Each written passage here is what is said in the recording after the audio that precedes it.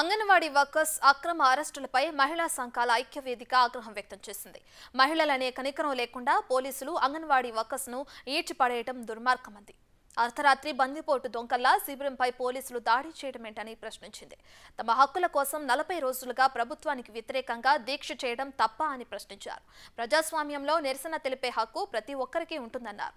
జగన్ ప్రభుత్వం నియంతగా వ్యవహరిస్తోందని మండిపడ్డారు.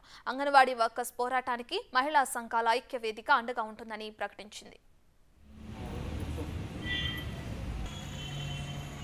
రాష్ట్ర ప్రభుత్వం చాలా దుర్మార్గంగా అమర నిరహత్యకు చేస్తున్నటువంటి మహిళలు అంగన్వాడీలు అలాగే 3-4 వేల మంది రాత్రికి టెంట్లో ఉంటే అర్ధరాత్రి పూట వాళ్ళందరినీ టెంట్ కూల్చేసి కరెంటు తీసేసి ఆరోగ్యాలు క్షీణించిన వాళ్ళని కూడా అరెస్టులు చేయడం అనేది జరిగింది. దీన్ని తీవ్రంగా ఖండిస్తూ ఉన్నాం.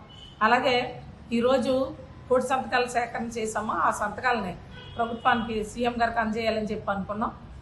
మొత్తం అంగన్వాడీలు వచ్చిన వాళ్ళు వచ్చినట్టుగా పోలీసులు అరెస్టులు చేసి చాలా దూరం ఎక్కడికి 100 కిలోమీటర్ల దూరం కూడా తీసుకెళ్లి పోలీస్ స్టేషన్లో పెట్టారు.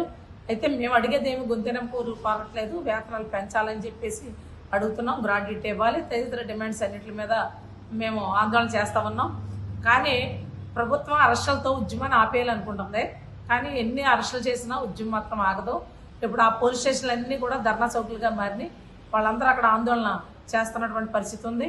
ఎట్టి పరిస్థితులన్నా ప్రభుత్వమే కనుక అక్కడి నుంచి కూడా వాళ్ళని తరలించాలని చూస్తే అందరూ కూడా విజయవాడే వస్తారు. రాష్ట్ర ప్రభుత్వం చాలా దుర్మార్గం.